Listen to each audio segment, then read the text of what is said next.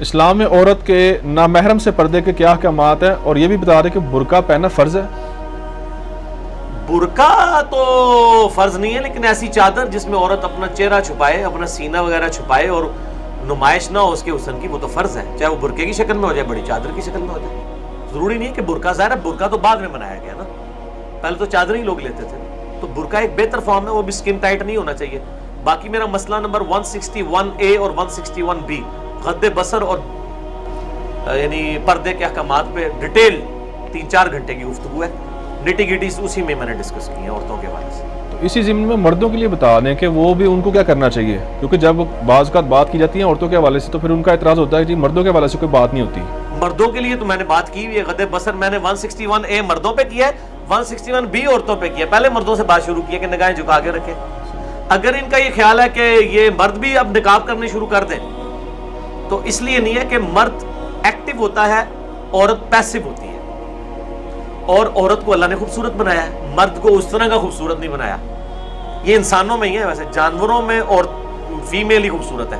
یہ جو مورنی اتنی خوبصورت آپ کو نظر آتی ہے، یہ مور ہوتا ہے، مورنی نہیں ہوتی، لیکن انسانوں کی فیمیلز جو ہیں وہ میلز کی نسبت زیادہ خوبصورت ہیں۔ باقی جانوروں میں آپ چلے جائیں تو سارے میل ہی خوبصورت ہیں۔ مرغا اور مرغی کو آپ کمپیئر کر لیں، کون خوبصورت ہے اتنا پیارا خوبصورت ہوتا ہے، ٹھیک ہے۔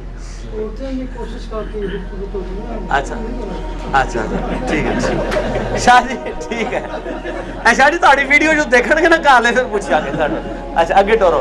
اگر کوئی مسجد بنانے کی خواہش رکھتا ہو تو کس کے حوالے کرے؟ آج کل فرقہ واریت کی نہیں، کسی کے حوالے نہ کرے، وہ متولی خود بن جائے۔ ہم نے اپنی اکیڈمی جب رجسٹر کروائی تھی 2011 میں، تو کہہ رہے تھے کہ بریلوی ہے، دیوبندی اہل حدیث شیعہ، ہم نے کہا تھا آپ لکھیں مسلمان، انہوں نے کہا یہ تو کوئی ہوتی نہیں ہے۔ اس سے آپ اندازہ لگائیں کہ پاکستان میں مسلمان کتنے ناپید ہیں۔ ظاہر ہے وہ ان کا نہیں کسی نام پہ کراؤ، پھر ضد کرتے رہے الٹیمیٹلی وہی مانے۔ ہماری اکیڈمی مسلمانوں اور مسلمان اس پہ ہوئی ہوئی ہے۔ تو پنڈی میں کئی مسجد ہیں، گلزار قائد میں ایک ڈاکٹر سرار صاحب کی بہت بڑی مسجد ہے، اس کے بعد لکھا ہوا ہے کہ یہ اس مسجد میں حرمین شریفین کی طرح تمام مکاتب فکر کے لوگوں کو اپنے طریقے کے مطابق نماز پڑھنے کی اجازت ہے۔ امام جو وہاں پہ رکھا ہے وہ رفع الیدین نہیں کرتا، لیکن آمین اتنی اونچی ہوتی ہے اس مسجد میں، سینکڑوں نمازی ہوتے ہیں، درجنوں نہیں سینکڑوں، کہ لگتا ہے اہل حدیث کی مسجد ہے، سارے لوگ پڑھ رہے ہوتے ہیں۔ دوسری کیا آپ 10ویں جماعت بھی کرائیں، کوئی نہیں آپ کو روکتا۔ تو مسجد متولی کے نام رہے، کسی فرقے کے نام پر رجسٹر نہ کرائیں، اور اس پہ آپ رجسٹر کروا دیں کہ حرمین کی طرح تمام مکاتب فکر کے علماء کو یعنی عوام الناس کو اجازت ہے۔ ہمارے والے نہ کریں، ہم مسجد کو نہیں لیتے۔ ٹھیک ہے۔ کیا حادثاتی موت شہادت ہے، اور کیا ایسا شہید جنتی ہے؟ اللہ نے فیصلہ کرنا ہے۔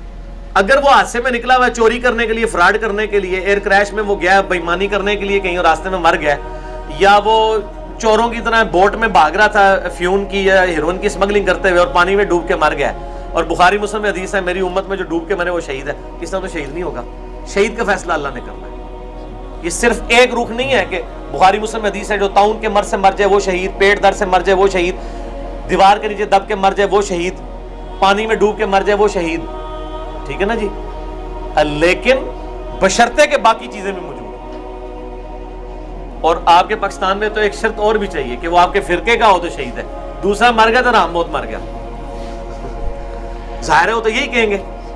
اس لیے آپ دیکھیں شہید تو چھوڑ دیں، آپ دیوبندیوں کو سنیں، وہ کبھی احمد صاحب بریلوی رحمت اللہ علیہ نہیں کہیں گے، مرحوم احمد صاحب بریلوی صاحب فرماتے ہیں، مرحوم مودودی صاحب فرماتے ہیں۔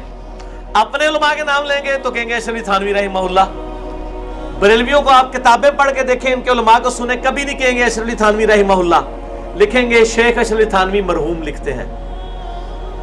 تو یہ تو اپنے علماء کو نہیں مانتے، حالانکہ ان کو نہیں پتا مرحوم کا مطلب ہی یہی ہے، رحم کیا گیا، رحمت اللہ علیہ۔ اللہ نے پتا تانوں تے عربی آندی سی، خدا دا نا ہے، تانوں تے پتا ہونا چاہیے سی کہ رحمت اللہ علیہ تو بھی اگلی ڈگری ہے مرحوم، ٹھیک ہے نا جی۔